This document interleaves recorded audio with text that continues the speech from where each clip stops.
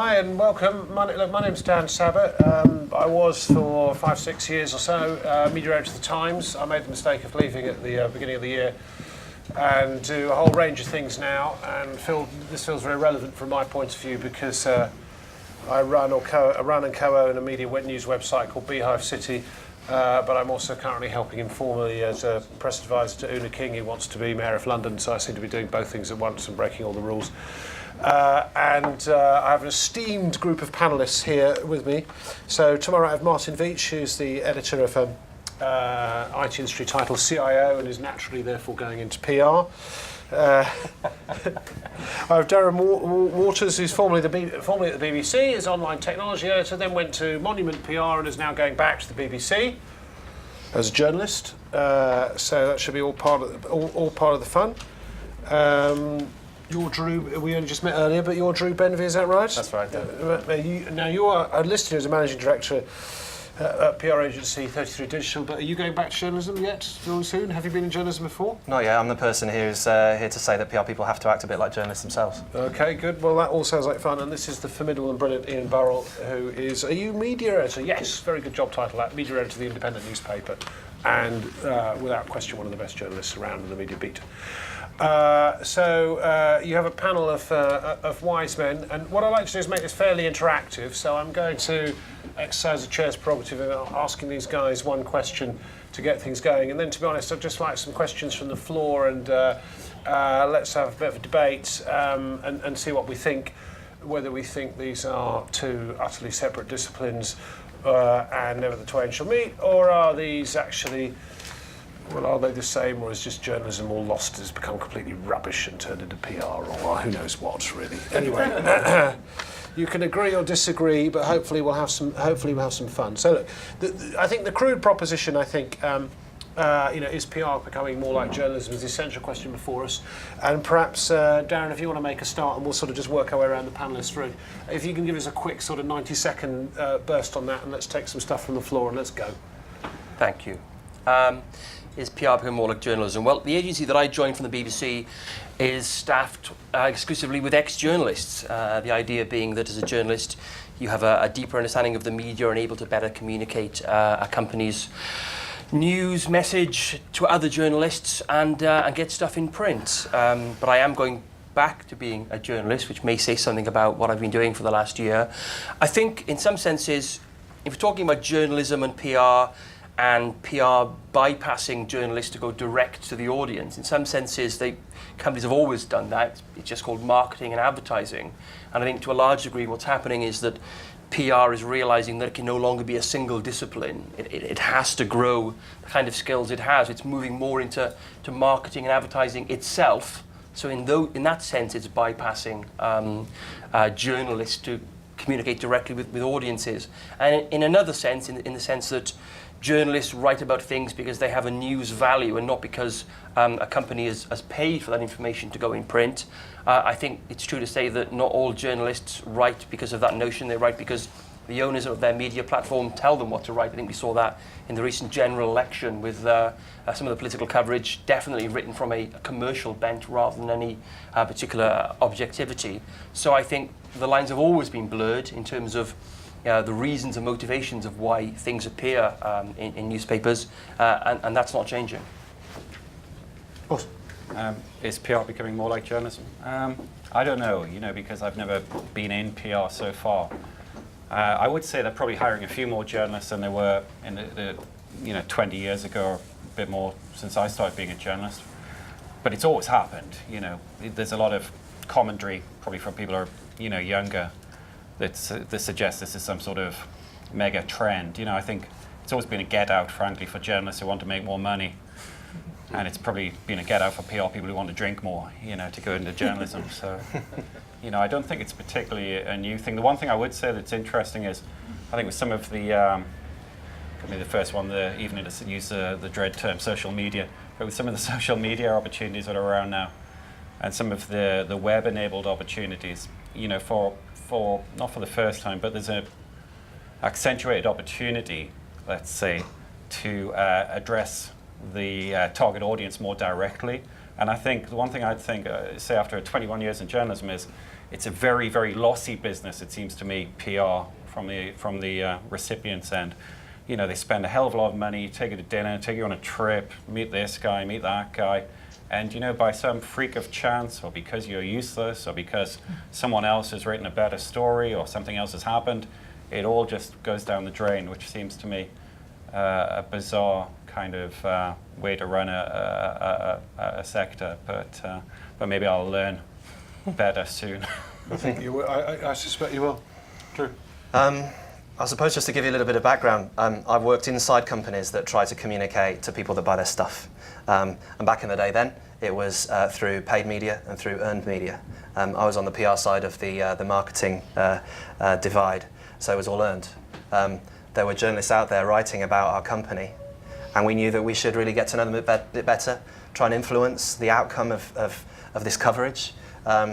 As you all know, sometimes PR people try and force stories upon the media to get that earned media to talk about the new products they're selling and that kind of thing.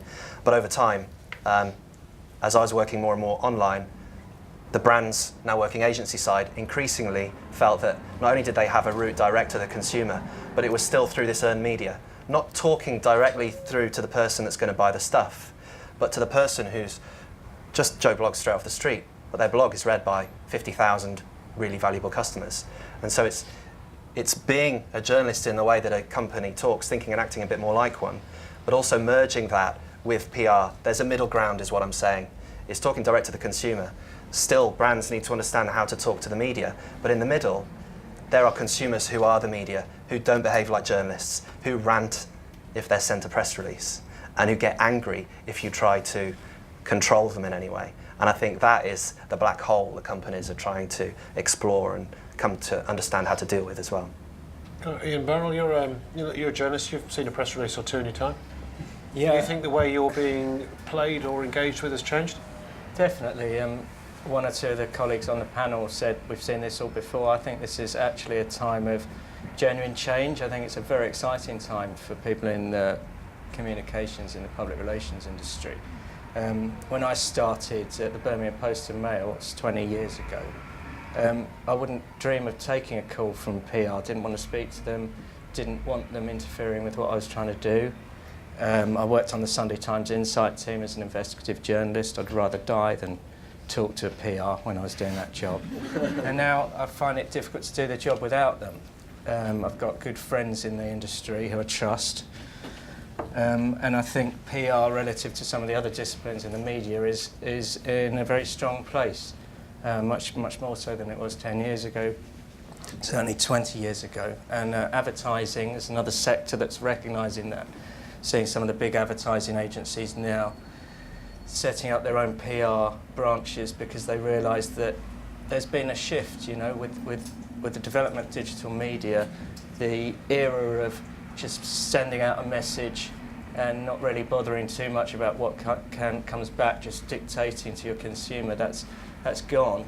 You're having to enter into a conversation, and the communications industry, they've got those skills. They're used to having to argue their case, and I think there's a feeling that their time has come a lot more. And yeah, I think journalism is becoming more like PR, unfortunately. I'm embarrassed to say it in a way, but it's easier for some of the PR people out there to get a press release straight into the paper, particularly onto websites, I'd say, where there's a culture in some places of whacking stuff up online. The more stories you've got, the more page views you get. Just top and tail it and run with whatever you've been sent without too much checking. And you know, that sort of thing does mean that PRs are in a more powerful place, but I think we have to be wary about the messages, and that's why I think PR can benefit from a more journalistic approach, because the consumers out there aren't stupid and they can see something that's a press release that's been written totally from the client's point of view, doesn't have any sort of sense of balance to it, and it's just trying to put across corporate messages. So yeah, I think there's some genuine change going on, and lessons that can be learnt from both sides.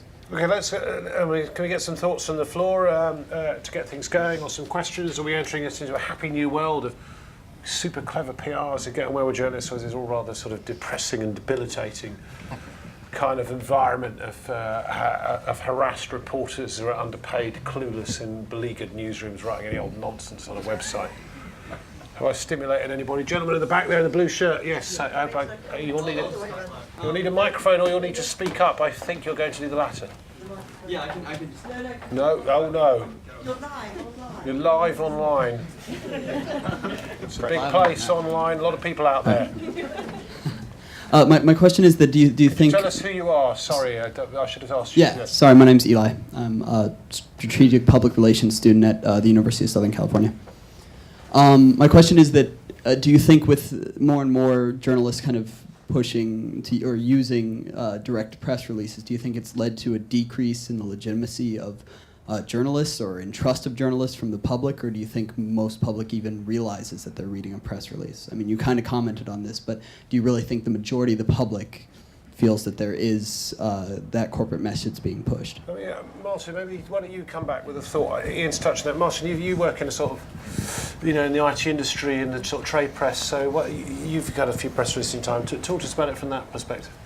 Yeah, I do think they can spot it a mile off, especially in especially in a circumscribed sector like tech, where the audience is probably going to be pretty knowledgeable and self-selecting. And press releases are a very odd thing. I wrote a piece recently just saying, press releases aren't actually written anything like a conventional news story or opinion piece.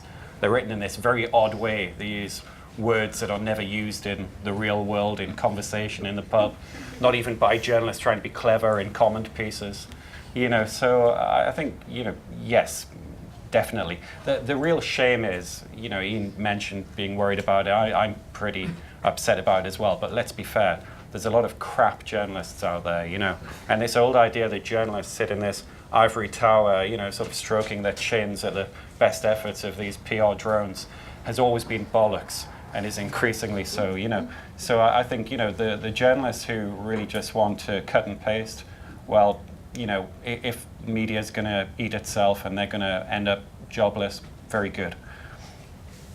Drew, maybe some thoughts from you, and then we'll go back to another question. Well, I think one of the things we're experiencing is that teams of journalists, teams of PR people are having to become multi-skilled.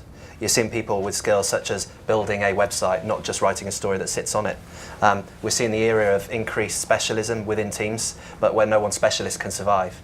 You need a real balance of skills, and I think we're seeing this across the whole of the industry. So it's interesting to hear that you're studying strategic communications at college. I think you'll be working side by side with people who are web code ninjas and equally trained journalists who want to work in PR, and that's why they trained in journalism. And I think it's a fantastic environment to be working in.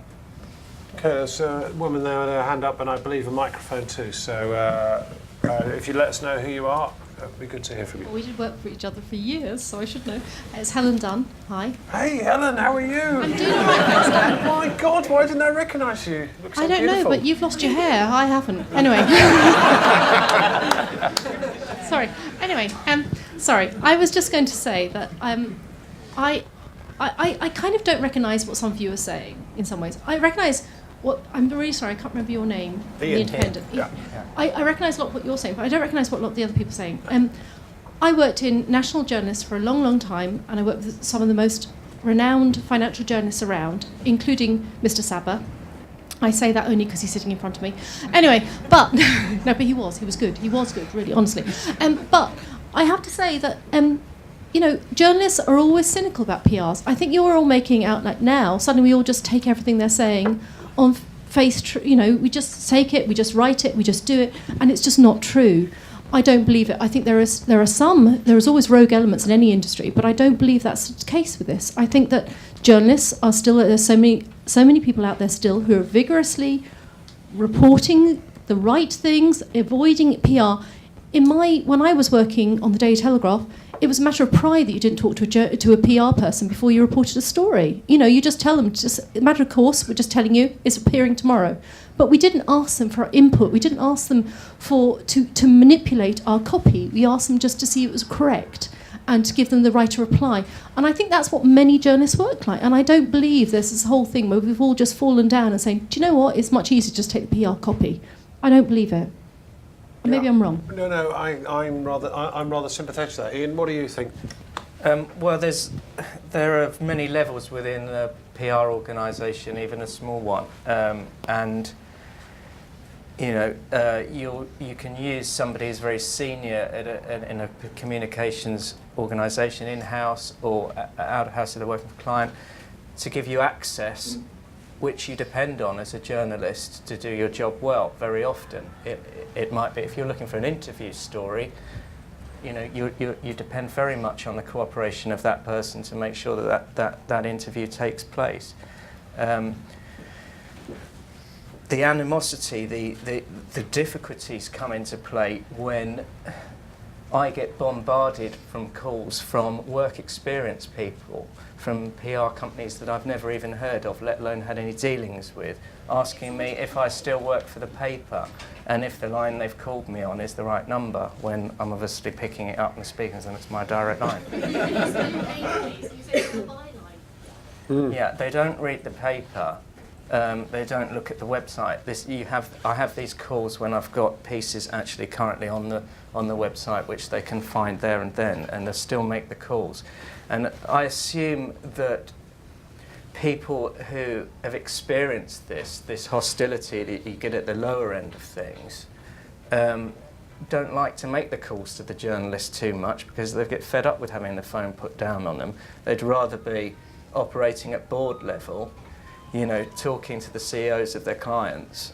So a lot of the interaction that journalists are having is with junior people who don't really know what they're asking. So, that's a big problem, and that's what leads to a lot of the sort of mistrust and lack of respect. Can I just say that I think... No, do come in, but I enjoyed that musical interlude, but can you keep an eye on your mobile phones, because this is all very good stuff. Go on. Can I just say, I think press releases are a bit of a smokescreen to an extent, because press releases are spam, and the principle is you send out as many as you possibly can, and hopefully 0.1% will respond and write something. I think the problem that's happening now is that, yes, there are journalists who put in checks, who are rigorous and don't take what PR say at face value, but as the media has widened, because of digital, there are now so many places, so many niche places, which rely upon access to companies to generate their material, and then so many other places which simply take that story, write a little bit of editorial around it and link to it. Then somebody adds a little bit extra, and maybe it's a sarcastic comment or a snide remark, but the story just echoes around the internet. So it's not about, I think, journalists who check stuff, it's about this widening plethora of places where material can now reach you, and the fact that most people get their news from searching something into a Google search box rather than going to the BBC or going to the Telegraph. People are caring less and less about the source of their news. They just see it as flat content. They just want the content. But you can't then attack journalism and say journalism standards are going down, because that's not journalism. Well, that's semantics. I mean, they call themselves journalists. They call what they do news. I mean, you and I may question whether it is news, but people are reading it, people are seeing it.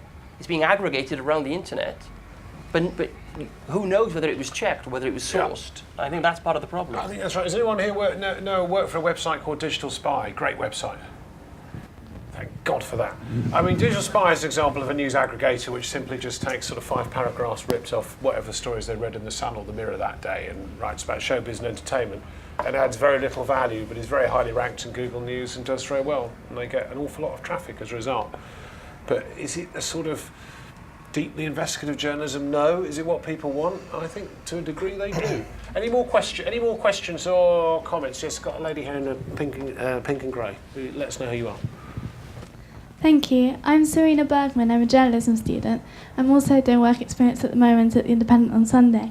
Although I don't have as many years of experience as Helen, although she said that she thought that journalists had always been cynical of what PR people said and that they continue to do so today, I have found from what I've read about the past and from what I see at the moment that journalists aren't that cynical of what PR people say, that they are inclined to at best, open every press release they get, look at it, and more often than not, give it to the work experience person and say, rewrite that, and we'll put it on the website. And I would say there's that a personal story here, yeah. Carry on.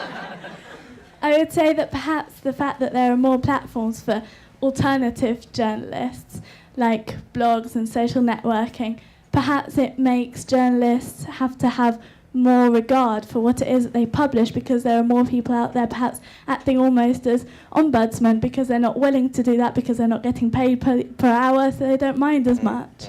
Yeah, I must say I think it really depends what branch of the industry, and I think war reporters might have a different take on it to somebody who writes about the fashion business. I think that maybe we need a bit of segmenting because of different thoughts. Drew? I'd love to step in. I think just an observation as someone who's been a PR person tasked with getting national press coverage for every client I've represented. Most companies aren't worthy of being written about regularly by mainstream media. They appeal to niche publications, vertical publications, industry publications, and to those publications, the companies really matter. So the PR person's job is to create quite deep relationships with specialist reporters, and that's when it becomes more of a close relationship, I think. And it is a little bit soul-destroying. You know, I've been there trying to get any newfangled widget that pops out of a company's R&D labs covered by national media. Not only is it wrong, but when it doesn't get coverage, companies ask you to find out why. They asked me to call people like Ian and Dan and ask, why didn't you not cover my client's press release? Yeah, I get calls, 50 calls like that, or emails every day. And a good PR person will say to the client, don't be so stupid. I'm not calling a good journalist and asking why the coverage isn't there. But it has evolved and it's become even more diverse and even more full of niche journalists or bloggers because of the long tail of the digital media landscape. There are an infinite number of outlets out there that will write about every single niche subject. And if you Google that subject, the blog will come top. And that's really important to companies because they want the rockclimbingblog.co.uk to be writing about this new carabiner that's just been released. And the carabiner manufacturer will probably give it to that blog to test it out before they give it to a national journalist because they know they will get someone to write about it and that will go top of Google. So I think PR people are having to adapt as well. I saw there's a woman there in the striped shirt. Hi, my name's Nina Hobson. I work at ZFL, a PR company. I just wanted to build on the point, or maybe ask you a bit more about what you were saying about the different sectors. Because I've worked in political PR, and I certainly find there's more mistrust there. And now I'm working more in travel PR, and there's much more openness with journalists. And I wonder if there's ever a case when you think it's a problem, or if you see there's a variation across the sectors, be it consumer. Go on, Darren, you're laughing, so go on. I mean, technology journalism, I mean, the amount of stuff that's thrown at journalists, free trips flown around the world, free gadgets, I mean, it's obscene, the amount of money that's spent on journalists in an effort to get them to write about stuff. I think the very first day I started as the tech editor of the BBC, I got a phone call from a very big video games company saying, would you like to come to New York for a lunch, for the launch of a video game? That was it, just a lunch, to fly to New York. I mean, and that was commonplace, and that happened all the time. And a lot of it plays on the fact that technology journalists, especially in the digital space, get paid very, very little amounts of money, and it's seen as a perk of the job that you get flown around the world and you get free stuff all the time. But there are no disclaimers, nothing's ever written about who paid for trips.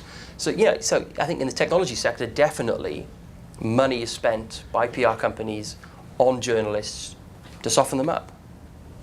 Watson, you better answer that while you're still a journalist. You know what? One thing that's interesting is the salary thing. I guess maybe I'm jumping ahead.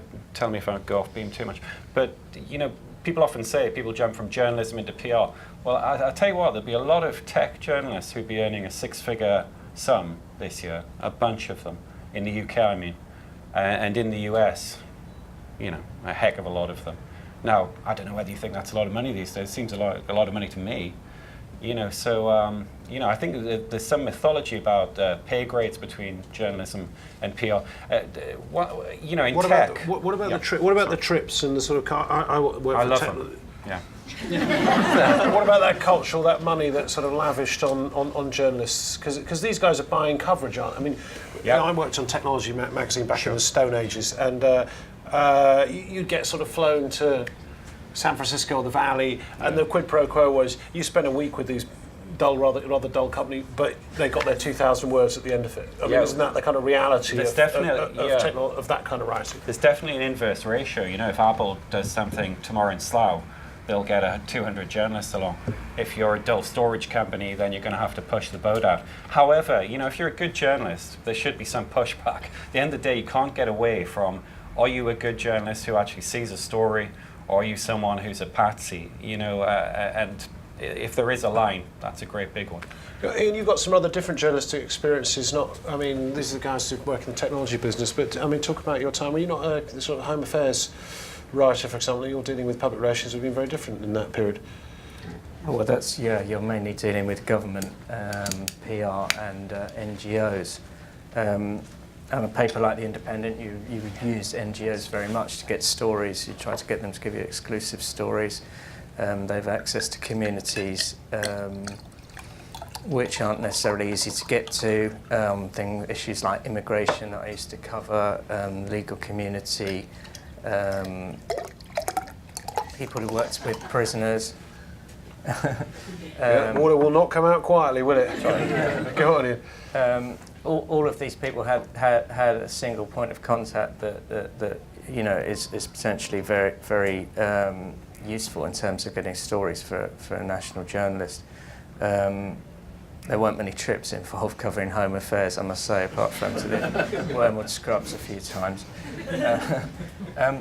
One of the points which I think is really important to this debate, which we haven't touched on, which I think is very current and something that I wrote about quite recently in The Independent, is what I think could be a sign of a growing trend in terms of the relationship between journalism and public relations, which is Edelman, one of the big names in PR internationally, hiring Richard Sambrook, who is very well known in British journalistic circles, head of BBC News, very well respected, has taken a job there as head of content at Edelman, which is a company which believes that there is much to be said for taking content directly to consumers on behalf of clients, and that all clients should be involved in a process of producing their own content or having a company such as their PR company producing it for them, not actually having an in-house operation but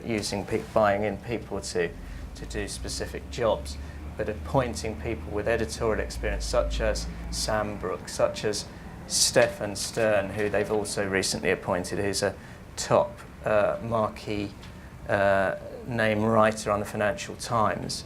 And I think they realise that if they're going to take a message directly to consumers, the consumers who, I must say, you know, I think you can't underestimate how savvy they are, how they see through obvious corporate messages, then your content, even if it's trying to put across a corporate message, it has to do it with credibility, integrity and balance. Otherwise it's just going to be thrown back at you. That's why they see the value in taking on someone like Sambrook, someone like Stern. I think that is potentially a big growth area for the PR industry in general. I think you're making an interesting point there. Now, are there anyone on the left-hand side? We see a sleepy lot. We have I've had loads of questions on the right, so we've got a woman at the front here. Sorry, not so much a question, perhaps just my general feeling. My name's Mary King, and I work for China Radio International in Beijing. I have to say, I find it very sad, actually, to see that journalism has come to this point where, to be quite honest, we sit next to PR people on the same stage.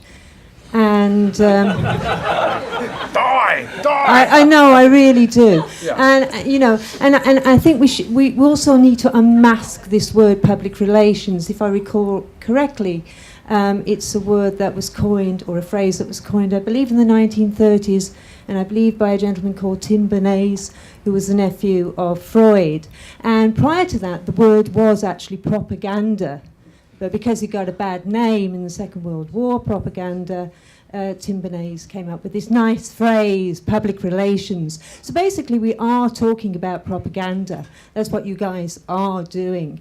And I think it's very sad when we look at the quality of journalism these days, and we're going through newspapers as journalists, and we can clearly see that, you know, the because we're all consumers now, the reader, the consumer, whatever we care to call these people, Joe Public, are just being fed such a mass of PR releases that are just rejigged often, no critical thought quite often in them. And I don't know, I just feel like as journalists, there's this sort of feeling now that we have to cozy up to the PR propaganda people because it's about consumerism. Okay, sure. Is there anyone else? That's quite a sort of interesting point of view. Is there anyone else in the room I'd like to bring in? But we thanks to the panel, can speak all the time. The gentleman at the back, I'm hoping you're going to come up with an alternative, but let's see. Tell us who you are, please. Ian Halpin. Some of the panel might remember me as Ian Fraser Halpin, but that's going back a long time. I'd like to actually, I'm a PR that like to stand up for journalists, actually. I think I do, and I've been in industry for 20 years, and I have noticed a shift in the power balance away from journalism and towards PRs. And I think that's, as a PR, I think that's deeply unhealthy. So I do worry about that. But Martin said, there's a lot of bad journalists out there. I think there's a lot of bad PRs out there. And that worries me too. But there is this sort of undercurrent of animosity between the two disciplines. When PR is done properly, it's not there. So the two disciplines can function properly. But I do worry that the resources that journalism had 20 years ago just aren't there. And journalism is now unnecessarily and unhealthily dependent upon PRs to get stories out there. And that does trouble me, and I think it's a kind of ethereal perspective. But if we care about journalism, we care about information in society, then we should actually, and there's no commercial sort of basis for this, because the funds available to journalists is going through the floor. But we need to find a way of having a sort of healthier balance between PR and journalism than currently exists today. But I'm not the devil, and I think that's the point I'd like to make. Sure. Darren, you wanted to come in and say, go ahead. I think it's a question of semantics. I just think it's unhelpful to collapse down journalism into noble artisans and PRs as the devil. A PR who works for a charity who struggles to get an important message out into the mainstream press about an unfashionable disease isn't the devil. Or a human rights abuse. But it's very dangerous to collapse these things into silos of good and bad, because frankly, we'll go nowhere with that kind of attitude. The reality is there are good PRs and bad PRs. I think you're right, there is an unhealthy relationship between PRs and journalism now, partly tied to the fact that there is this voracious appetite for content, and people are less discerning about who writes it, where it comes from, and what it's about. I mean, we talk about discerning readers. The figures don't support that. Look at what happened to the newspaper industry, where you have trained journalists who make these ethical decisions about what goes in and what doesn't. The reality is you have an audience who are desperate and hungry for information and don't care where it comes from. And that is just helping the PRs feed all these sites. This sounds like, this makes me feel like that somehow journalism was much better 10 years ago and is sort of somehow going through some sort of moral crisis at the moment. That's a resource. Well, I think over-resourced, one could argue. I'm not so convinced, so I'm interested in different views about that. But I've got a gentleman here with some glasses and a jacket, and I think a lady behind him as well. Hello, thank you. My name is Tom Oliver, and I'm an environmental campaigner and film producer, but I was originally in advertising when I first left university years ago. And so I've seen it from both perspectives. I used to do paid for, and much more of my career I've done persuasive stuff. I agree with the drift from Ian, I think from the back of the room, about resources, but from a slightly different perspective, and with some of what you've said about the unhealthy admixture of well-sourced comment and not so well-sourced comment. The thing that worries me is that the reduction in resources and the complete change in the way in which journalists work has, over the time I've been involved in this, definitely changed the culture of journalism. And there is no longer that sense there used to be, for example, in a TV news desk or of a TV company or BBC, or indeed at, say, the Telegraph or the Mail or wherever, the Guardian, that sense of esprit de corps among journalists, which was quite discriminating about how they did stories. There was a real culture within a newspaper, for example, that said it's this newspaper's job to have a rigorous view about something. It may have an opinion, but it has a rigorous view. And that is something I found it easier and easier to get stories into the national media, and not just websites, but the proper national media, because of the pressure on journalists for content, because of the reduction in the time that they have, because of editorial pressure to make them do things faster and less discriminatingly. And that all, I think, adds up to quite a dangerous trend when it comes to quality and clarity of communication debate. The other side of it is that that responsibility is thrown on us as readers. And a lot of your time you're talking about, as on the panel, you're talking about consumers. I'm terrified by that. I want you to talk about citizens, voters, subjects of the monarchy, people who have things done to them and who have some sort of desire to do things back and have a real view, an informed view about the world. That's becoming harder and harder to do as an individual because of this plethora of, as you say, rather unsourced material. Can I just say very quickly? Yeah. I mean, if you look, it's heartbreaking to see audiences read your content when we test them, we do focus groups, because they don't. They read about 3 paragraphs and they've clicked onto something else.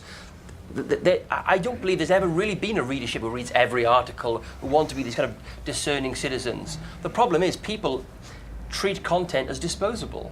And now we can see that. We can watch them. We can eyeball track them. And it's terrifying when you've written an 800-word story and you've crafted it and you've sourced it and the last paragraph is as important as the top paragraph. They read 3 paragraphs and they've clicked onto something else. Maybe something their friend sent them in Twitter or Facebook. And that, as journalists, and the people who pay for journalism know that fundamentally now. There's no doubt about how people treat content. And now they treat the audience as consumers, not as citizens of the world. I think I think you get different takes from different products. I think an Economist reader is not the same as a reader of a Mail Online website, but we'll see what others think. There's a woman here with the microphone, thank you. Okay, my name's Louise Orton. I'm a freelance PR for NGOs. This is in response to the point made by the lady at the front. I think in so many of the international NGOs now, a lot of their PR staff are ex-journalists and they are real experts in the regions that they're covering, and when they are pushing stories, it's because they're actually pushing a story because it is a news story, not propaganda. So yeah, just wanted to make that point. Okay, there's a lady with a stripy top. Maybe will sort of move us on in a different direction. I don't know. And we'll question and we'll bring some of the panellists in. Hi, my name's Joanna Voss. I work in technology PR, and basically it is a slightly different direction actually. It's just wondering if PR is misunderstood perhaps. I've only been doing it for like 5 years, so I can't say how it started, but when we talk to journalists are a channel to get to end users, consumers, depending on what you're doing. And so the message should always be formulated, not necessarily for the journalist, that's what the pitch is for, but if you're doing a press release or the actual story, the message should always be for the interest of the end user that we're trying to influence. So in this trend that we're seeing now, where journalists are moving over to PR, and as you say, recently there have been a number of high-profile moves, is it PR agencies admitting that they've been hiring people who aren't very good at structuring messages? Or are they just saying, actually, now we've got so many more channels, we need people who can, put their message into 140 characters or stick it onto a Facebook page and change their styles? Is this an admission by the PR agency that they just need to go a little bit further? True. Just to touch on your point and the point earlier on, the embarrassment of a journalist sitting next to a PR person on a stage. I'm quite frankly embarrassed by 95% of the PR industry, the people that send spam to journalists. And when I hear journalists say I get 600 emails a day, my email inbox is full of spam, really winds me up. I work in an area of PR that specialises in helping companies, organisations, NGOs communicate with a segment of the population that has tuned out of traditional media. These are people that tell us they do not wake up and listen to the radio or watch the television. They do not read the newspapers. They do not subscribe to any traditional media channels. They graze, and information comes to them. It can be through the Facebook groups that they belong to, the Twitter stream that they've spent 3 years building up, or just word of mouth. They have RSS readers like Feedly, which decides what pops up at the top. And it's based on what they've done, like Amazon. It suggests things that it thinks are good for them to read next.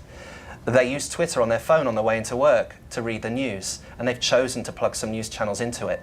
Now, for the organisations my company represents, who know that they can't get through to people through traditional media anymore, they've just had to adapt. So that we rarely write a press release. We hopefully rarely spam. And it really winds me up when I hear responses like this saying it's an embarrassment. I still feel there is a lot of embarrassing activity happening on the PR side of the divide. But organisations are just having to evolve very, very quick. And I think that some of the people here may perhaps have a slightly naive view of what PR people do nowadays. We effectively help organisations say what they need to say to the people they're trying to talk to because they've lost them. You know, people aren't listening anymore. They're in their own little worlds, grazing, and we need to find a way to get through to them. And it isn't press releases anymore. Ian, we just had a description of a sort of consumers in a sort of world of short-form journalism. I mean, what do you think the sort of prospects are for sort of longer-form journalism and something more thoughtful, which might not be informed by some quick message coming from the PR community? Well, that's probably the future, really, certainly for print media, where you provide analysis. You're looking for something which is not trying to compete with the immediate news which you can get online during the day. You're giving something which is informed. People are coming to it for the authorship. And what we need to do as an industry, my industry, is to find a way to bring that to people, to market that to people in digital form as well as, you know, on the top of a newspaper where you let people know of your big selling names, the people that will move papers off of the newsstand. I think people, one of my colleagues is here today, Mary, I think people who are in the comment sections of the newspaper industry are in a much more privileged position in terms of not being dependent on the public relations industry for access in the same way. They can bring their personal opinions to bear. They can be much less reliant on long-term relationships, I think, with people in the communications sector. I think there's a big difference there between those people and people who have day-to-day relationships with journalists, who day-to-day relationships with people in communications, which they need to maintain for the sake of access, because one of the subject areas that we've not covered at all is the shift in society as a whole over the last 10, 20 years. I think the journalists from the Times, say, who might ring up somebody in a senior position, particularly a public position, 20 years ago would expect to get a response on the end of the phone when they rang up. Probably somebody famous would be expected to respond instantly to a telephone call. These days, the culture right across the whole, particularly the corporate world, anyone who works in an organisation, they're very sort of knowledgeable that they need to refer any media calls through the communications department. You're always referred, so you can't get information unless it's come through that filter. Very frustrating for a journalist. When you went straight to the source, you felt you were a lot closer to getting the truth. And that has been a shift right across society, which has made it much harder for journalists to do their job. Yeah, I think that's an area we've not considered. Yeah, really. it's a good point. There's a lady here in the grey cardigan jacket. Hi, my name is Julia Karma. I work for Sky News. I used to work in Moscow and now work here. And my question is really a follow-on to this. I understand how PR has evolved and how, as journalists, you need access, basically, and you go through PR agencies for that. And that's inevitable and maybe unfortunate. But you mentioned trust. You mentioned that within 10 years, I know little about PR industry, that it's really evolved in the 10 years, and you have, people within the industry who you trust, which wasn't the case 10 years ago. What has changed? And maybe to our other panelists as well. Ian, you quickly, and then we'll go into the panelists. To a degree, that's a personal thing. I've built personal relationships with people at high level within the communications industry who I've got to know over a period of time. That their track record has shown me that what they say I can rely on.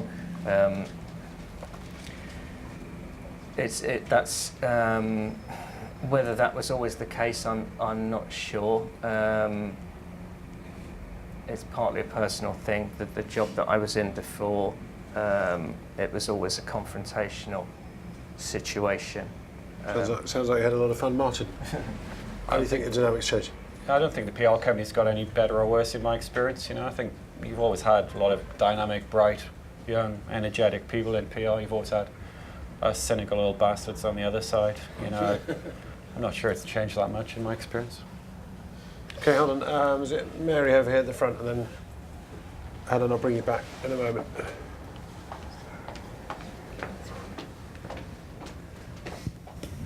Thank you. Hello. I'm the Mary that Ian was referring to, Mary Drzewski. I work for The Independent and sit about 20 yards from Ian in the office, but we're in very different departments. I'm in the comments section and he is essentially reporting. And there is a difference. But I'm sort of quite unusual in a way in that I straddle the worlds of reporting and comment. And I don't want to monopolise this, but I do have several points that I think are worth making. One of them is that it's very recently, in fact, that I find that I'm fielding huge numbers of emails from PRs, basically offering to do my job for me. And I'm frankly insulted. I mean, I get offers saying, you might be interested in this story. This is how to frame it. We can get hold of these people. You can interview them. We can set it all up. And I'm sorry, I send this back and I say, I think this is my job. Forget it. If I think it's a story, then I'll go out and do my work, and I think that's my job. So I get very angry about that sort of thing. On the other hand, like Ian, there are PRs and there are people who work for organisations who deal with things that I'm interested in, who have a knack of sort of tweaking my imagination. And then if I write something on the basis of some access that maybe they've offered me, I feel that in the story that I write, I need to acknowledge that there's been some sort of assistance there, whether it's in paying for a trip somewhere, whether it's in access to somewhere, that needs to be acknowledged, that it didn't necessarily originate with me. Another thing that I think of a huge development, I was abroad most of the 90s. I came back in 2001 to discover that most of the foreign embassies in London were now represented by PR agencies, which I thought was absolutely appalling. Because it seemed to me that embassies, they are, in a sense, PRs for their own country. And the idea that they felt the need to have PRs to represent themselves and their interests in the UK, I felt was dreadful. And I actually wrote about this, and I talked to a number of the embassies and a number of the PRs. And they said that they felt that they weren't getting the access with the British government and the Foreign Office unless they had a PR to mediate. Now, frankly, I think that's outrageous. I think it's outrageous from the point of view of the British government, and I think it's outrageous from the point of view of the embassies. Often the countries that could least afford it had the most expensive PR operations. Because they felt they had no other way of getting their message out. And I think that reflects very badly on the UK. The other thing which hasn't been mentioned here, and it's probably, it's sort of mentioning the unmentionable, but in the last 2-3 years, there's been the whole phenomenon of the Carol Stone organisation, which has basically been set up with a view to getting PRs and the media to talk to each other on the grounds that they weren't talking to each other and that they should socialise with each other, they should understand each other better. Now, my impression is that this has actually split the journalistic world. I think it should have split the journalistic world much more than it has. And some of us have kept our distance and some people haven't. But Carol Stone has been extraordinarily successful in presenting her operation as a sort of exclusive club that you qualify for membership of and that if you're outside that, then you're somehow second rate, or you don't belong, or you don't get the access. Now, I think this is pernicious, and I think that it ought to have been made much more public than it has been. And about a year ago, I was sent an email from Carol Stone saying they were setting up this international club. So it was going to become a sort of international conference group, and if you weren't a member of it, then basically you were an outsider. Well, I mean, from my point of view, I have to say that I am absolutely determined to remain an outsider. I'm pleased to be an outsider in this respect, and I think that really people should be much more critical about their dealings with this sort of thing. It's the end of my speech. No, rather interesting set of points. I'm not sure there's a sort of clear-cut sort of answer or question or response, but an interesting set of points. So perhaps I'll take something else on the floor. I said I'd take Helen again briefly, if I may, and then there's some people who haven't spoken before, so she's two-thirds of the way back on the right. Just a point you made about journalists being told what to do with their jobs. I think PRs have always told them what to do with their jobs. Former journalists always say, I'm now in PR, but if I was to write your article, this is the way I would write it, and this is the angle you would take, and this is what you should be doing. So they've always done it. I don't think there's anything new about that. The other thing I think we haven't really focused on is in-house PR. And I think that you're talking about PR agencies, and actually what people have forgotten is that in the last 10 years, the in-house PR departments of companies have become much more professional because they've realised that reputation is a huge part of their business assets, and they can't just outsource it to other people. And so therefore, you know, when we're talking about PR, we're not really talking about an agency who's alien to anything. We're talking about people who are in-house, looking at what they're doing and who talking to the chief exec all the time, and becomes a really good source of stories, or a really good source of access in some ways to journalists. And I think that we're talking about agencies like an alien thing. We're not talking about the in-house people who are probably more important now than they have ever been. I don't know if you agree. Yeah. Drew, what do you think about that? I've worked in-house, I've worked agency side. I think nowadays the modern organisation has agencies to help them. So they do different jobs, but a typical client of mine has an in-house team that's fairly large and an agency team with specialist skills. So I think it's just an extension of a team. And maybe you could draw a line, and the agency might be the frills. And if the in-house team is really small, the agency would be nearer to the centre. But people on agency side sometimes sit, very, very close to the top table. I don't think there's a clean-cut diagram of what a typical organisation looks like. Completely agree. In-house PR people do tend to be much closer to the story than the agency in general. But I don't think it's clean-cut, and I think there's a real mix of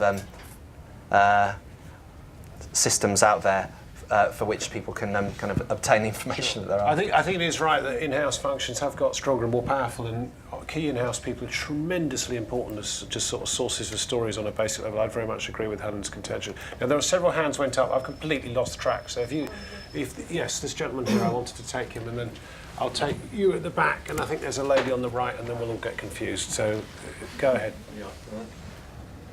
Do I have a question? Oh, well, plenty. But Could you tell us who you are, please? Yeah, my name's David Rockray. I teach in philosophy, art and media theory, actually.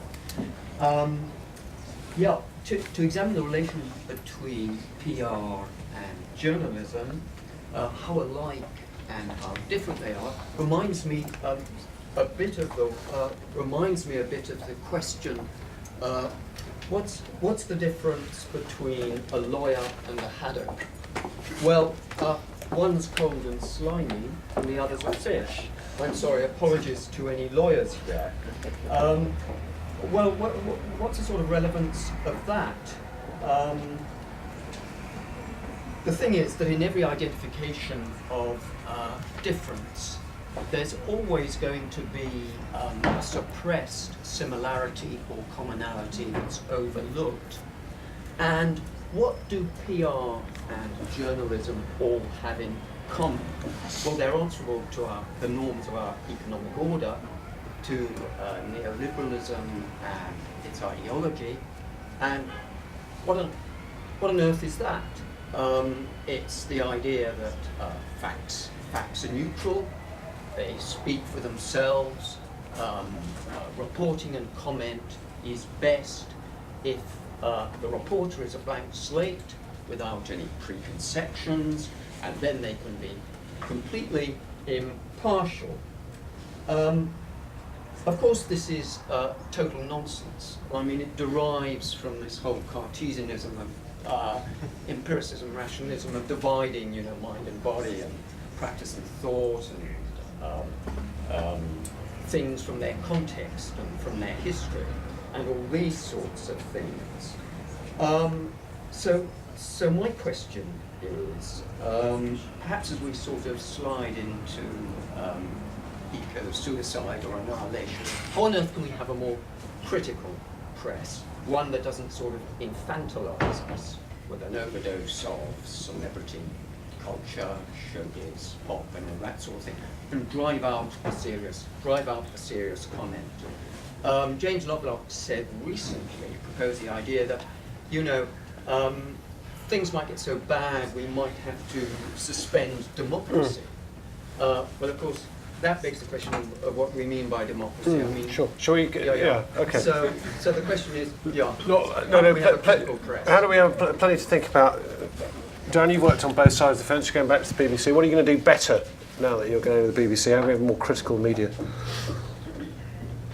I think sorry, I'm still digesting what you were saying, sorry.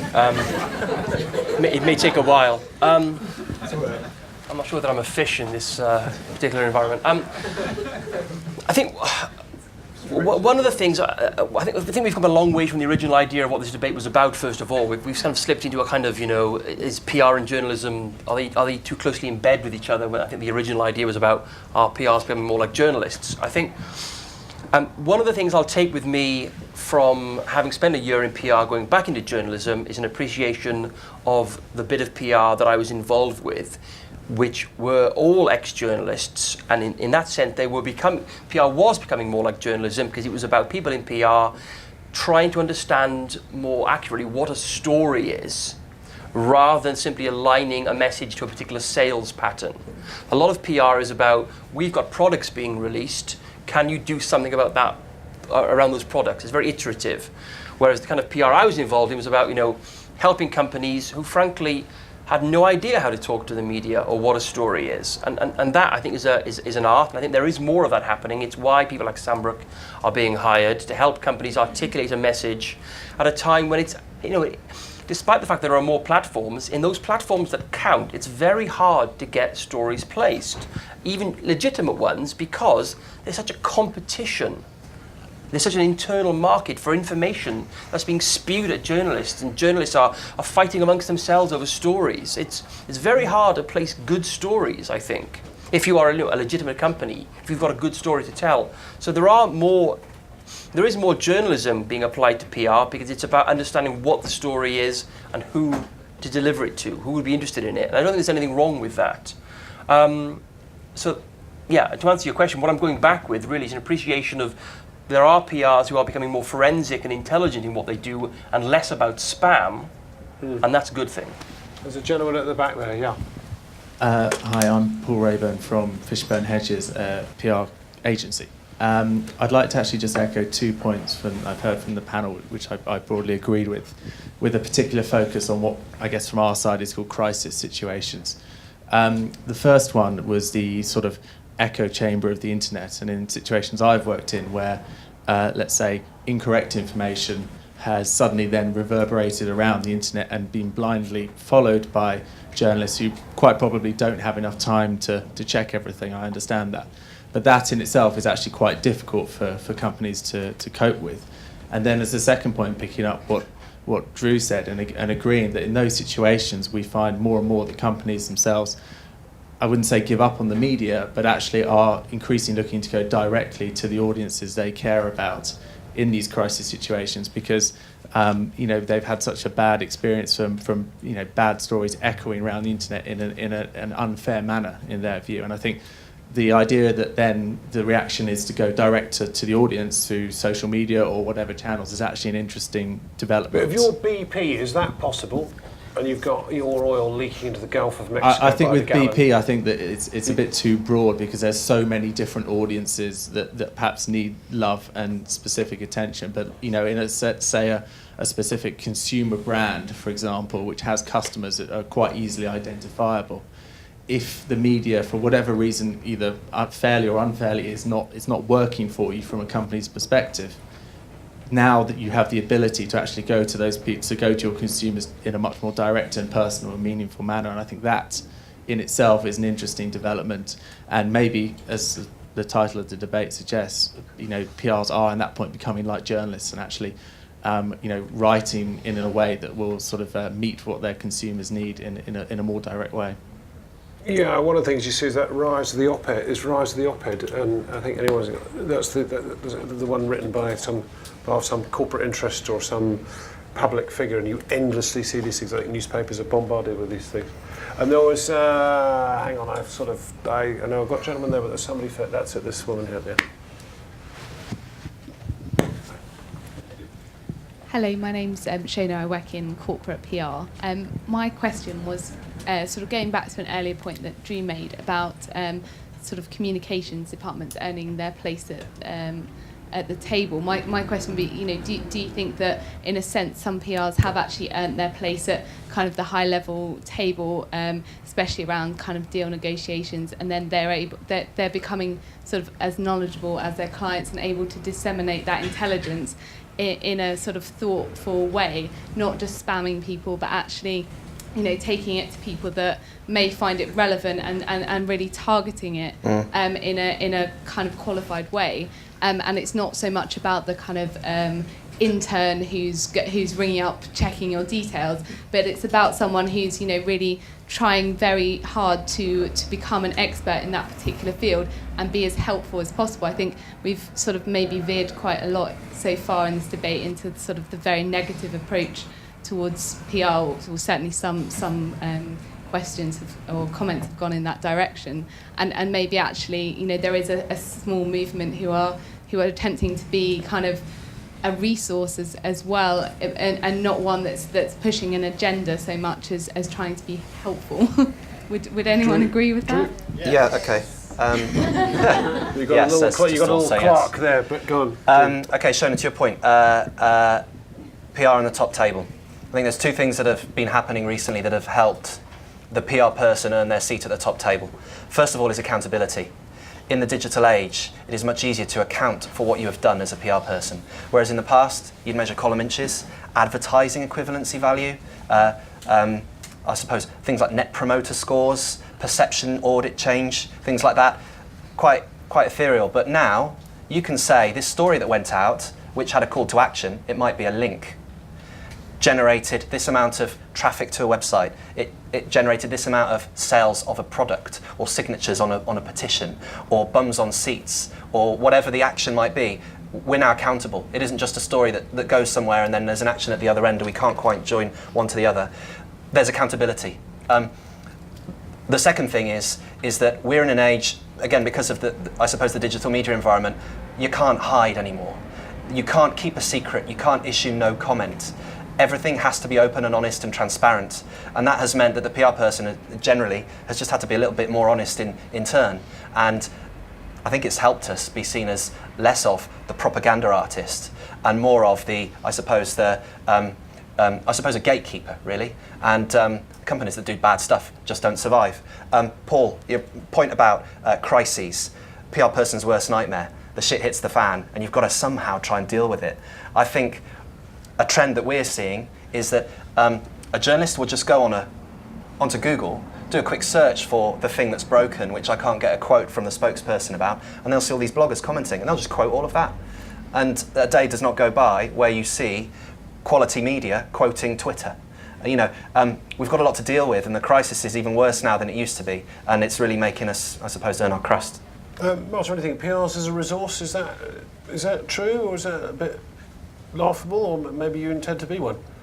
Sorry, say again, sorry. So PR, the proposition there is talking about sort of, smart PRs that are becoming very knowledgeable, becoming kind of a resource for journalists. Is that something that you've seen as a journalist? Is something you sort of aspire to as you change over? Yeah, I think a lot of PRs know more about the domain subjects, you know, in specialist domain areas than a lot of the journalists do. You know, if they've done 5 years, they probably know 5 times more than the journalist who's done 1 year. And, you know, it follows that continuum, you know, yeah.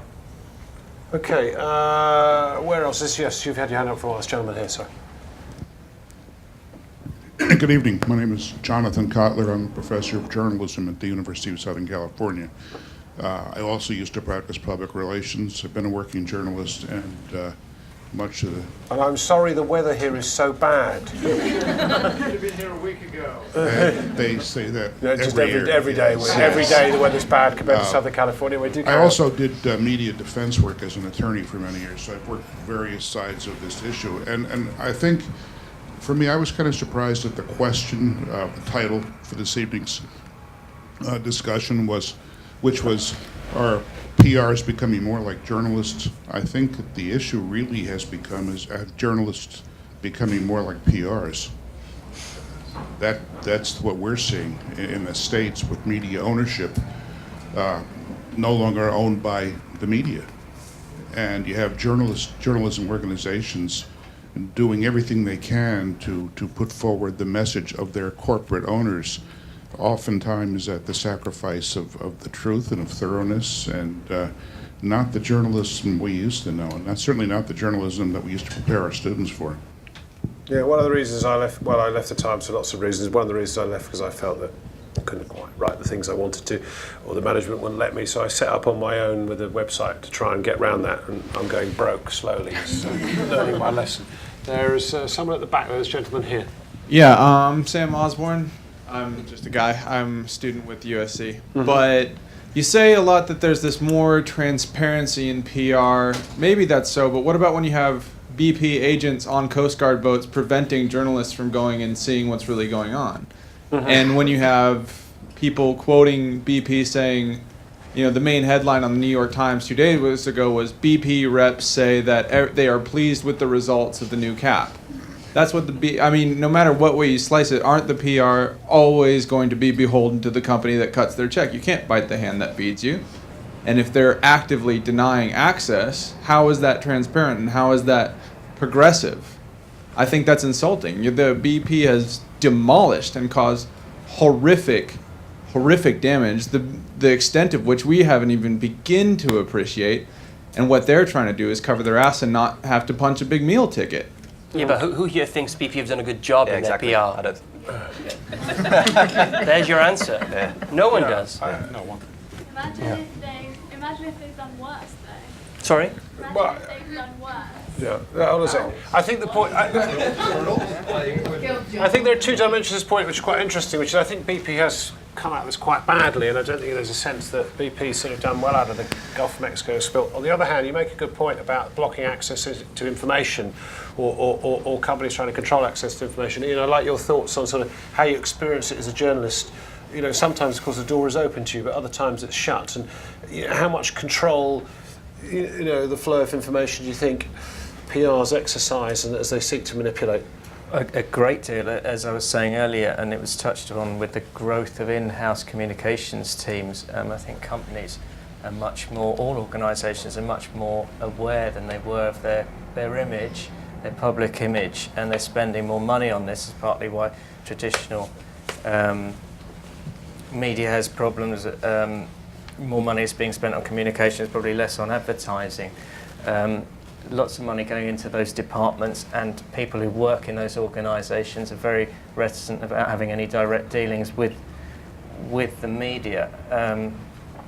As a consequence, everything is filtered. You don't get to speak to the key people that you need to speak to, certainly not in private. They're often communications people sat in on interviews. Everything's rigidly controlled. You know, the chances of getting an email from somebody who works for an organisation on a company email is pretty slim when they're perfectly aware that checks can be made to see who's had who's had contact outside, or at least they think that the company is capable of doing that sort of thing. So all these lines of communication that previously existed, the amount of access that you had has diminished. One area that I thought was important that we haven't really touched on that much is social media, because it's seen as an alternative way to reach audiences rather than going through traditional media. And maybe some of the other panellists who more on the PR side can explain to me how you, as a client, how you seed a message as a PR company, you seed a message that goes through social media. Because personally, when I use social media, I find any messages that come to me, advertising messages, very intrusive. I don't want advertising messages on my phone. I don't feel that I really access them on social media, on Facebook. I don't remember the last time I really clocked an ad on that, or Twitter. Maybe it's happening and I'm not really fully aware of it, but it seems to me to be quite a dangerous environment, social media. We saw it at the weekend with the communications people that advised David Cameron to go to Facebook and say, how should we implement public service cuts that we need to, and he was just hit with a wave of derision. Why don't you merge the government and Facebook, was the first comment, because they're both shit. Which was really, helpful to him in trying to formulate government policy, and it just came in more and more and more, a big deluge of cynicism and dismay that David Cameron and Mark Zuckerberg should be posting up on Facebook a video conversation that they had. So I felt that it was an illustration of how that can be a dangerous environment for communications people to put their people forward. And also, I can see the advantage in something which comes via traditional media, which has that independent endorsement, not necessarily independent, The Guardian, The Times, BBC, where a communications person has gone via a traditional media, had something in a newspaper or on a website, and then drives that through this is various social media platforms to give it a wider audience. But without it, I think it's potentially quite a dangerous environment. But maybe you guys have got more experience as to. I think it's also you should read Ed Miliband's Twitter feed if you want to read a feed written by anyone other than Ed Miliband. Yeah, exactly. Something utterly inauthentic. Maybe you want to give a view on sort of social media. Is there a kind of go-to-direct form of communication that works, or is it rapidly being found out, Darren? I mean, I think the problem with the David Cameron Facebook thing is that Facebook's got 500 million users, and there's an anomalous mass about Facebook which doesn't really make any sense because it's not coordinated. Social media works when it's targeted. And the fact is that people on social media tend to kind of group around very discrete areas of interest. And they are very easily targeted by people who want to get a message direct to them. So if you have an interest in a particular product or activity, or you belong to an organization, companies can go to those people in a very targeted way. The Facebook David Cameron thing doesn't work because it's so huge, and it's just a mess. You might as well stand in the middle of Trafalgar Square and ask passers-by what they think of where they should make spending cuts. If it had been a little bit more targeted, I think it would be a bit more sensible. Okay, we've got some more from the floor. We've got some more hands from the floor. Yeah, I see one. I can't see who it belongs to, but I can see a hand there. Can you let us know who you are, please? My name's Penny Sims. I work for the Red Cross. On the subject of social media, it's something that we're using a lot more. We're using press officers, and we have hired journalists as well to go out and tell stories. Because there's a limit to the amount of world news that gets told in this country. We know that's the problem. There's a limit to the number of pages in the newspaper that's going to cover it, and there's a limit to what's going to get covered on TV. And sometimes you can set something up, a journalist goes over, paid for by the print media or broadcasting, but that story may get knocked out because something else has happened, and we have a responsibility to try and tell our story about what's happening. So we do try and make it more newsworthy rather than just a puff piece about what we're doing. But also we get that response from people from those areas, who live in those areas, who come back to us, because obviously the internet reaches everybody. So if you have a national disaster happen, you will have people from that community come back to you and say, thank you for telling me about this, or expats come back and say, thank you for showing me what's happening in the area where I live. So, yeah, that has been something that we have to do now, but you have to monitor it very closely as well, because obviously it's a live medium and you do get those responses and you have that accountability to people. Sure. Anyone else from the floor? That's, yeah, gentleman at the back of the blue shirt. Hi, my name's Anant Goenka. I'm an intern at Bloomberg and a student at USC as well. Being an intern at Bloomberg, I've only been in London for about a couple of months, less than a couple of months, and I've just come across some of the Ofcom's rules on broadcast television, and I was really surprised. You are having fun, sir. I hope you'll find the beautiful women and the pubs and bars too. Do carry on. I was quite surprised to see that we're not allowed to do product placements on TV, no sponsorships allowed on news television. As Ian was saying earlier, companies seem to be shifting their emphasis more from advertising to PR. Are regulatory authorities like Ofcom sort of just ignoring this? Should they be ignoring it? Should they not be ignoring it? Any comments? Ian, you're a media expert. Give us a view.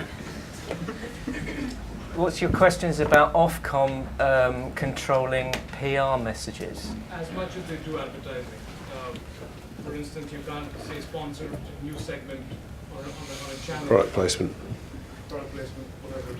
So is that, should Ofcom also extend its hand towards PR pitches or interviews granted for PR purposes?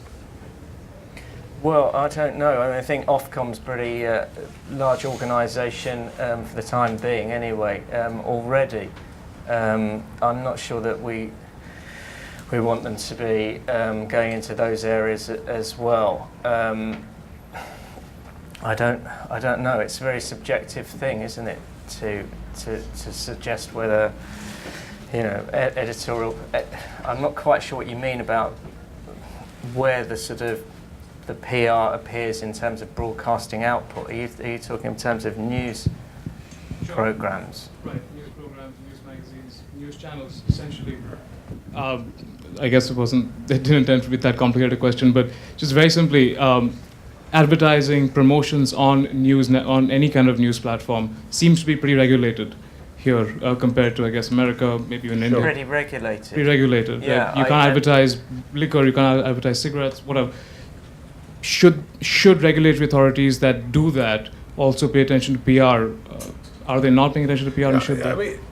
I mean, maybe the sort of question is almost, should there be, if a story in broadcast media has sort of been produced or promoted by a PR firm, should the viewers know about it? Well, if I could step in, the first thing I'd like to point out is media law applies to social media. There are media laws that stop astroturfing. Astroturfing is propagation of false messages or fake messages being pushed out through social media. Media law also prevents non-disclosure. You are not allowed by law to bribe bloggers to say things without them disclosing that they've said it. There are blogs out there run by companies that give you a free train trip to Europe and a shopping spree in return for a positive review. And a fashion blogger would love to do that. And there are many fashion bloggers that have written about how they've had this lovely train trip and a shopping spree, and they don't say they were given a free ticket. Now, I think there'll be a lot more regulation, whether it's from Ofcom, whether it's media law being enforced, but enforced by whom? Who's going to come down and say, right, you company, you're bribing too many bloggers to say positive things on social media. But done on a massive scale, it's a huge revenue earner for companies trying to convince consumers that their product is ace, when in fact they've just given loads of it away for free. So back to Martin's point originally, done on a small scale to journalists with a big audience, it's relatively cost effective. Done on a large scale, companies are now taking their big advertising budgets and spending it willy-nilly on trying to get people to share links and drive traffic and profits. Darren, you worked in broadcasting, which is pretty well regulated, and in PR. I mean, should there be some sort of regulation for PR activity in this respect, or its influence on broadcasting, or is that just utterly unrealistic? It's utterly unrealistic because the relationship is so entwined. Pulling it apart, I think, would just be impossible. What I think should happen, for example, the BBC has very clear guidelines about what journalists can and can't accept. You can't accept freebies or free trips or any of that. That's we live by that. Other large publications considered serious journalistic platforms do accept free trips. Yep, we did now, at the Times. Yeah, why not disclose it? I think The Guardian used to disclose when it went on technology trips and it was paid for by Microsoft or Sony. I think at the very least I would like to see regulation where if a company is paid for access, then that's disclosed, and it's the audience's decision to say whether that is a good or bad thing.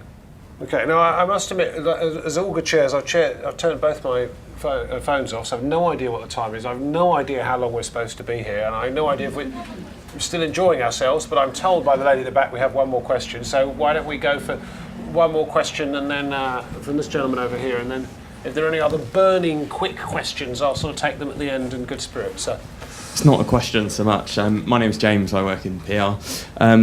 I just think, isn't social media the kind of reason almost we're here tonight in a lot of ways, that it's the written word being devalued in a way by some elements of social media that have caused journalism to become a bit more like PR, that's brought us here. And because there are no standards really in the way that we work with social media, and there's media law, but it's rarely upheld, is it?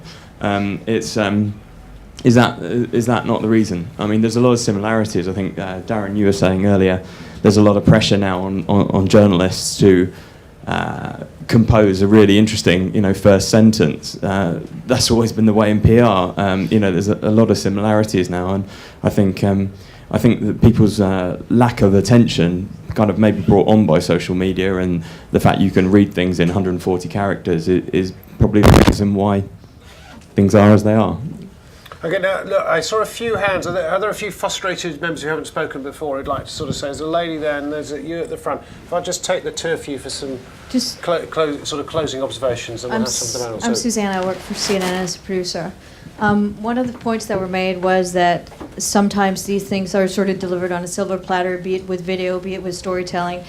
I receive emails with the stories correctly angled, beautifully set up, everything is done, interviews are done, we'll send you everything, all you have to do is put it on air, which is incredibly tempting if you are short on resources and everything else. The same thing with, the story that arrives in her inbox, ready to go. Is that where PR fits in now? Is that where it is going into journalism? The less resources we have, is there not more space for PR to go in there and grab that space? And is that where it's going? I think the answer may well be yes, and you at the front. I'm a journalism student from the University of Southern Mississippi, and my question is... Have we made you depressed? Because I think the general tenor of tonight's discussion has been rather gloomy. And I'm not terribly gloomy about the state of journalism, but what do you think? And tell us your question. Well, the way that you men have kind of described PR in relation to journalism here in the UK is that you kind of act more like lobbyists to politicians. And my question is, how is, without attribution, like you said, without telling people that, oh, by the way, they sponsored us in any kind of way, how is the public supposed to trust you to give them, honesty and to be unbiased whenever you haven't told them that they have perks? Okay, that's a good question. Let's have a last sort of trot around the panel, perhaps starting with you, Martin, and then we'll wrap things up if we like. How are they supposed to trust you? Well, only by bitter experience, and I would say, if you keep writing stuff, it's legal, honest, truthful, a strong opinion is based on good experiential evidence, you'll build up that trust, slowly, catchy monkey. I would say, quality journalism, the kind of journalism I think a lot of people in this audience want is very expensive, and everyone's struggling with the business model. I mean, lucky enough to go back to the BBC where we get lots of funding, and thank heavens for that. It would be very interesting if the Times tomorrow said that all of its journalism inside the paywall wouldn't be influenced by PR. I wonder how many more people would read it if they gave that declaration. The one final thing I want to say about social media is, for years, I don't think journalists cared about their audience. I think they spoke to them, they wrote what they wanted to write, they had no sense of who read it, they didn't investigate what they wrote, they just wrote it. Social media and the digital platforms, there is a much closer relationship between the message and the audience like that. They like being talked to as an individual, and I think journalism's got to adapt perhaps to PR by understanding its audience a lot more fully than it does now. True. I think social media is the elephant in the room. I think it could kill journalism, and I think it could kill public relations if we don't evolve. It's created a skills gap, which I'm experiencing. It's hard to attract the right people that can use social media to benefit from that that space that's absolutely tiny between an organisation and the people it's trying to speak to. And said until now, social media is 99% of my business. We help companies use it so that we don't have to talk through journalists anymore. I don't believe that time will ever come, but I think that traditional media will continue to shrink, traditional PR will continue to be a blot on the landscape of our industry, and that social media will transform from an elephant into some new playground where we all can benefit from rubbing shoulder to shoulder with not just journalists and PRs, but all sorts of different kind of people that can help get a message across to the people that are trying to listen. How can we get our guests from the University of the Southern Mississippi, or yes, to... Well, I think how can you get your journalism to be trusted by her when she doesn't know who you are? And when you're clearly taking backhanders from PRs. Well, I don't get anything. I don't get anything. Obviously, people don't think I'm worthy enough of spending their money on. But I think the point about you build a reputation and you have to stand by that, and that's what draws people to you. They learn to trust you based on your work. I think it's interesting to hear from somebody coming into media at this stage, because I think, coming back to the title of this, the relationship between PR and journalism, is PR becoming more like journalism? Well, I think people who are coming into media and communications now, I think it's valuable for people who are interested in the commercial side, the communications industry. I think it's valuable for them to have more journalistic skills, to have a better understanding across the piece, not to see themselves in terms of separate silos of disciplines. I think PR, advertising, journalism, journalistic skills are going to be all valuable to those kind of people. If you work in communications, you're going to need to get, and you're going direct to your audience, you're going to need to be able to tell that message with balance and truth and credibility, much more than you ever have in the past, where you're trying to put across the simple set of messages that you have. I think from people that are instinctive journalists, and we all like to think we're born to it, even though a lot of people cross over. It's you don't go into journalism really for the money, especially these days, and you're born to it. And I think it's better for young people that are coming into that to have a better understanding of what PRs do and advertising people do, if only to resist it and to remember that you're beholden only to your reader or your audience if you're in a broadcast situation. Yeah, and the person that owns the paper and the news editor. And no, I never said that. So that multi-skilling, I think it's very valuable to people on the communication side, on the journalistic side, only to be aware of it, not to bring those forces to bear to resist them. Okay, I think we've had a very interesting, stimulating discussion this evening. I think there are a lot of different points of view and different sort of perspectives, and I think people with very different backgrounds here. I'm not entirely sure we've managed to keep them in a sort of in close focus, but it's been a very stimulating, interesting discussion, I think, and I've certainly I feel like I've learned a lot from it. Also, I feel like people are attacking this problem and question in very, very different ways and are reacting to it very strongly, often for very different reasons. Anyway, in the spirit of keeping you all awake, there is a question before us: is PR becoming more like journalism? And I'd like people to raise their hands if you think that is so, and keep them down if they don't. Who thinks PR is becoming more like journalism? And I think more people, it's kind of about 50-50, isn't it? Which is deeply inconclusive. And who thinks that's a good thing? Yeah, I do. Some are journalists and some are PRs. Look, thanks very much for coming. I hope you found it interesting. And if you want to argue about it more, I'm available, or these four are, and I'm off. Thanks very much.